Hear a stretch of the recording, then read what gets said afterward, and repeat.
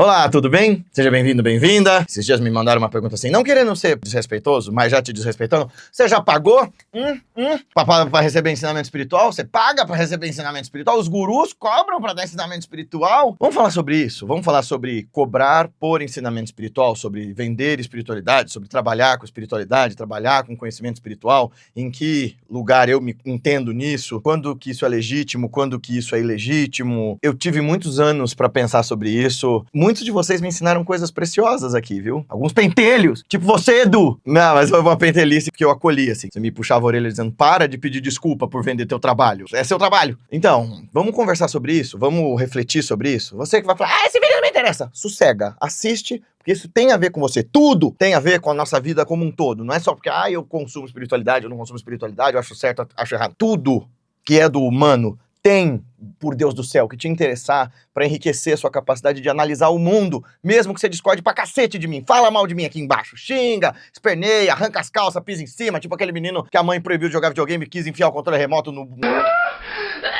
Faz igual. Mas pensa! Think, Mark! Think! Think, Mark! Nossa casa não é lugar de desespero. Ou é, Matheus? Não sabemos mais. A do Rumi não era.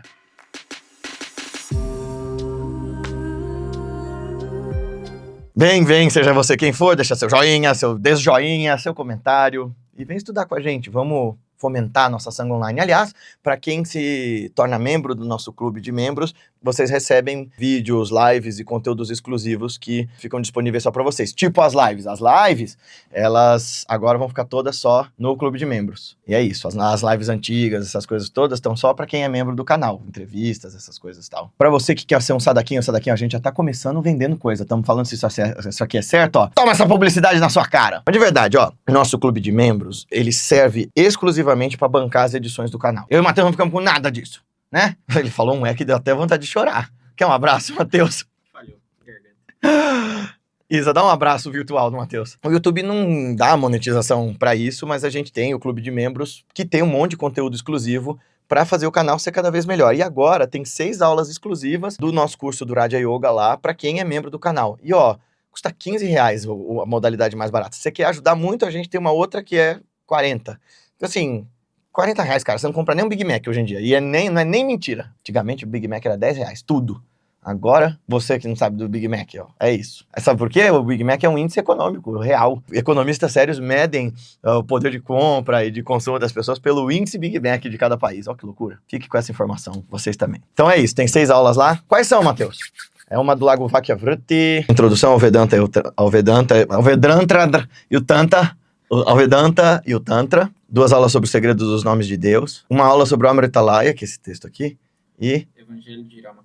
uma aula sobre o Evangelho de Ramakrishna, e um especial do Chebiarus, ou Chebiarus, que é o aniversário de morte de Mevlana Jalaluddin Rumi. Então essas aulas todas estão no nosso curso Raja Yoga Revolução de Si. Se você quiser assistir essas aulas, esses cursos, esses módulos ao vivo aos domingos, então pergunte-nos como. Depois desse super jabá, vamos falar se é certo fazer jabá quando se estuda espiritualidade. Para encurtar muito a resposta, vocês acham que a gente vive do quê? Não, falando sério, eu vou ler a pergunta do menino e eu vou responder ponto a ponto, porque eu também tive esse ponto de vista, assim, de que, aquilo que recebestes de graças tem que dar. Então, mas nada do que eu tô transmitindo pra vocês é de graça, tá? Eu ralei muito pra fazer esse conhecimento e tal. E eu não tô fazendo esse vídeo pra me justificar, não. Eu tô fazendo pra gente refletir sobre essa nossa postura, sobretudo no Brasil, que é um país de escassez, que precisa dar acesso pras pessoas a conhecimentos que as transformem, mas que também essas pessoas que oferecem conhecimento têm que viver. Vamos ver a pergunta do nosso amigo. O Gustavo Storti DM disse: Gui, você pagou alguma taxa para iniciar na sua tradição? Nas tradições que eu estudei, sim. Eu já falo disso. Em todas elas. Quando eu fui estudar com o Vagishastri, que é um mestre tradicionalíssimo, sim. Na ordem Ramakrishna, você dá uma dakshina pra ficar lá no ashram, o mínimo possível, mas dá. Com o Dharma Bodhi, eu só não paguei pro meu Kriya Yogi Guruji, meu Satguru Deva, mas eu paguei com outras coisas, meu trabalho, meu Guru Seva. Pro Acharya Timalsina também paguei com trabalho, mas eu já explico sobre isso. Você paga algum tipo de mensalidade ou comprou algum curso do seu mestre tântrico? Como um aspirante sincero pode seguir a sua tradição sem precisar passar por esses cursos, consultorias e mentorias, como a gente está fazendo? Você acredita que a verdadeira iniciação e mestre deve cobrar pelos ensinamentos espirituais?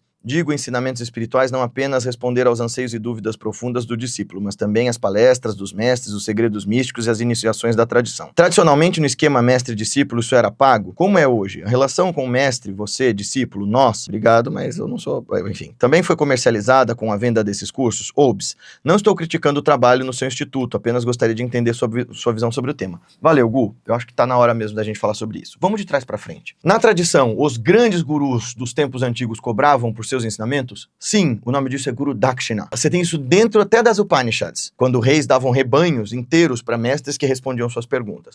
Ah, e por quê? Ué, porque esse mestre não desenvolveu esse conhecimento do nada. Diferente dos dons, veja, quando Jesus fala dai de graça receberam, ele está falando especificamente para os discípulos sobre os dons que eles estavam distribuindo, que foi uma graça lá divina naquele momento que eles iam distribuir para a galera e que eles não deveriam cobrar por curas e milagres que eles estavam fazendo em nome de Jesus. Mas, embora eu acredite sim num princípio de solidariedade, de compartilhar, e eu tome bronca dos meus amigos, meus irmãos de sanga, meus sócios na minha empresa, por eu querer admitir todo mundo que não pode pagar no curso, por eu querer distribuir os meus conhecimentos aqui mesmo no YouTube de graça. Eu acredito sim que a gente tem que distribuir o conhecimento, que as pessoas têm que fazer bom uso dele. Mas, desde os tempos antigos, os mestres cobram sim por suas instruções espirituais. Ou vocês acham, por exemplo, que mesmo os gregos, o Sócrates criticava bastante os sofistas porque eles cobravam por suas defesas e tararatata, mas o Aristóteles, o Platão, o Pitágoras antes deles, todos eles tinham suas escolas. A menos que eles fossem ricos, herdeiros, é de se esperar que a comunidade de discípulos em torno bancasse a empreitada. Mesmo nos tempos do Buda. Haviam comerciantes que eram discípulos do Tathagata e ajudavam os discípulos a se locomover de uma cidade a outra, davam o alimento, davam alento, davam coisas para eles. É claro que na tradição monástica, tanto os swamis quanto os monges Bauda, né, os bhikshus, eles pediam esmola, eles viviam da doação dos outros. Mas os gurus sempre cobraram pelos seus ensinamentos, eles viviam disso. É claro que alguns mestres eram absolutamente despojados nesse sentido. Na Índia isso também nunca foi uma questão, porque os mestres recebiam espontaneamente a doação dos seus discípulos. O que ele está precisando? Ele precisa de um sofá novo, dá lá. Ele precisa de um ashram, vamos fazer.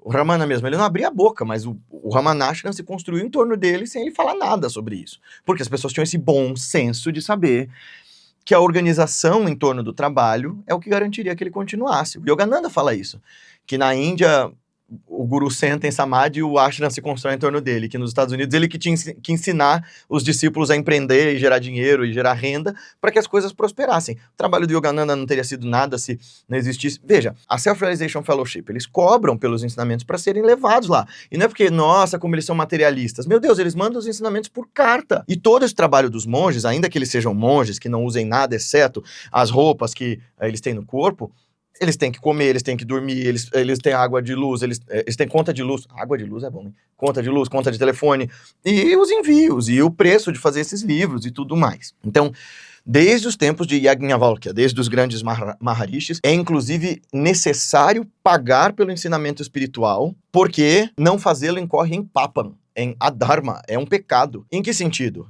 Ai, meu Deus, você vai ser punido se você não pagar pelo ensinamento? Se você não der uma devolutiva. O que é essa devolutiva? Pode ser uma doação em dinheiro para a continuação do trabalho, o Yogananda explica bem isso nas cartas. Essas doações são para a continuidade do trabalho dos mestres. É muito bonito o discurso que ele coloca lá, ele explica isso. Olha, sem grana não funciona, mas você pode servir de outras formas. Tem vários alunos que se tornaram alunos do Instituto porque não podiam pagar os cursos, eram pessoas muito aplicadas e dedicadas, e eu ofereci bolsa, como me foi oferecido em outros lugares. Essas pessoas se tornaram professores, que eu treinei e que hoje são fundamentais aqui no Instituto Revolução de Si. Mas veja, por exemplo, aqui, esse lugar que a gente grava, esse lugar é alugado. O curso do Raja Yoga de domingo, que é um lugar em que eu transmito os ensinamentos originais dos mestres, e é para quem queira percorrer a via tradicional. Nenhum de nós ganha nada com ele. Eu não ganho absolutamente nada com esse curso, nem Matheus, nem o Thiago, nem a Patrícia, nem o Ricardo. Todo mundo que trabalha no Raja Yoga não ganha, mas ele tem um preço. Por quê? Ora, porque nós estamos num lugar que custa, tem aluguel, tem todas as contas envolvidas, e para poder manter essa organização, o Zoom e tudo mais, os equipamentos que a gente usa. É uma conta tão boba.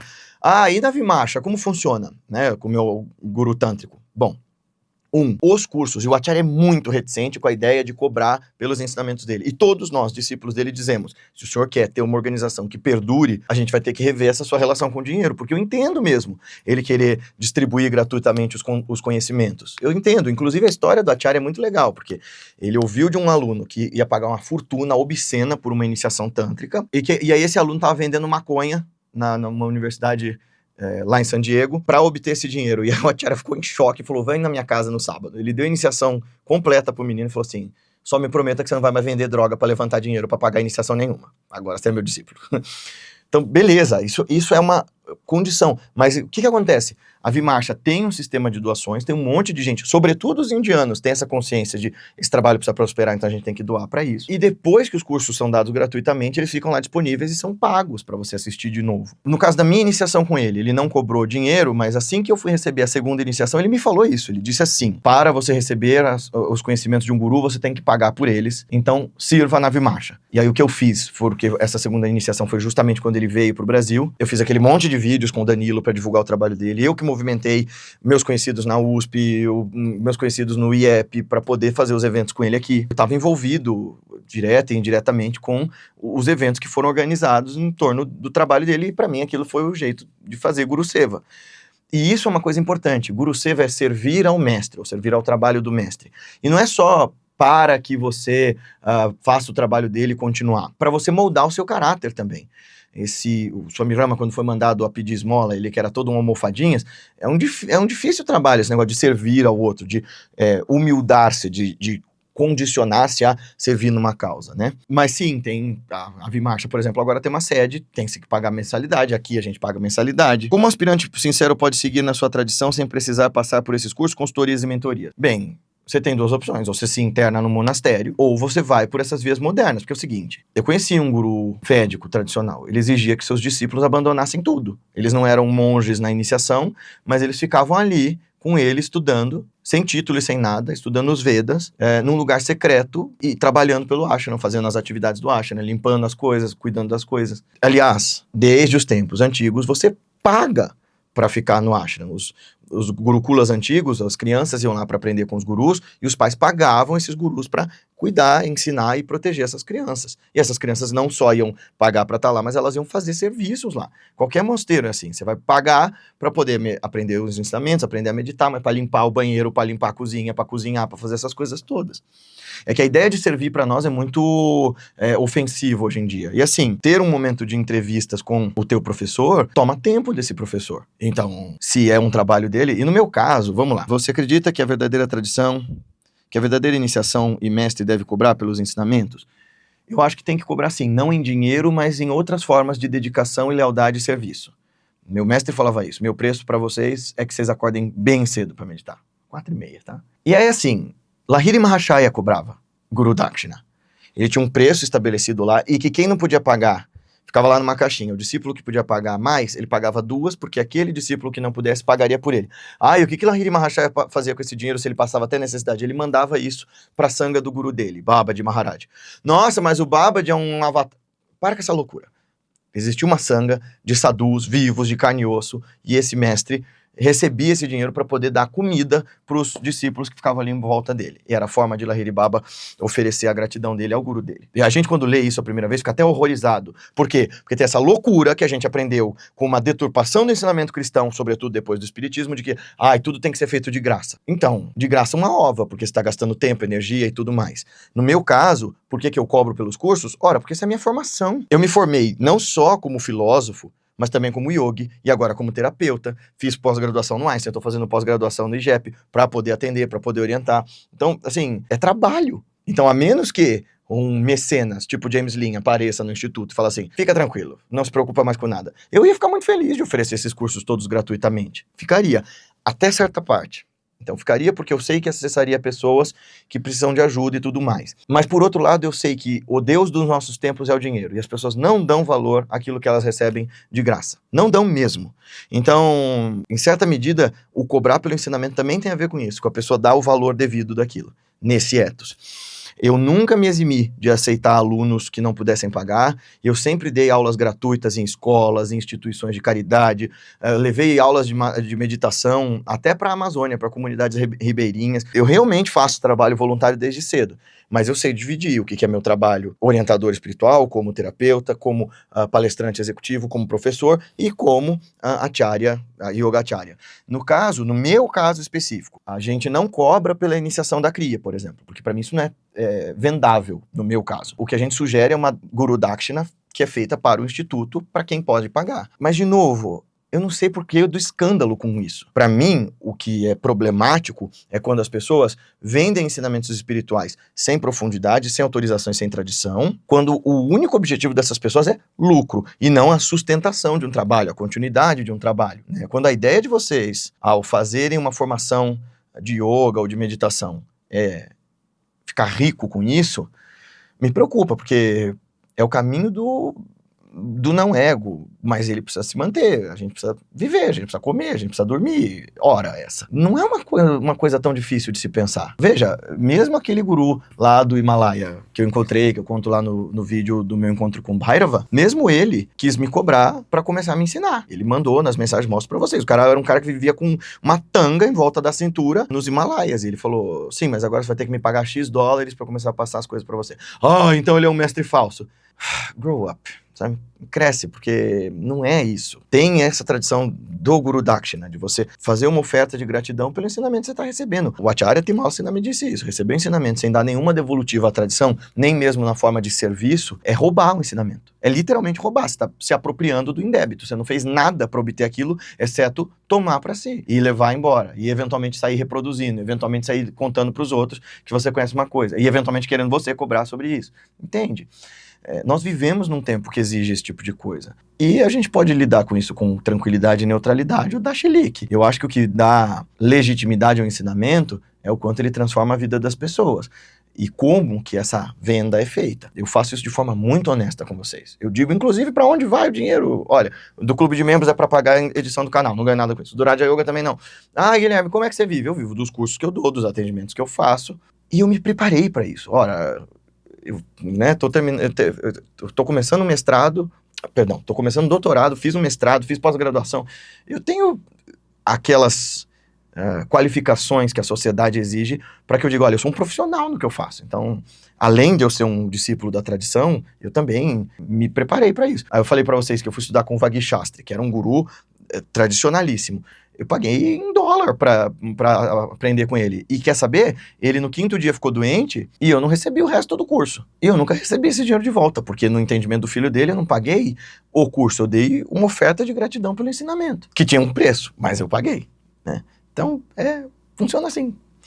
Mas quem não tem dinheiro não vai fazer? Acabei de falar. Você tem outros caminhos. Aqui mesmo no Instituto Revolução de Si, aqueles que de fato provam que não podem pagar, mas que são realmente dedicados, podem estudar. Escuta, o curso de quarta, eu tenho uma aula de quarta de meditação, eu preparei professores para que eles ensinem o Yoga Sadhana para quem não possa pagar. Então, essa é a balança, sabe?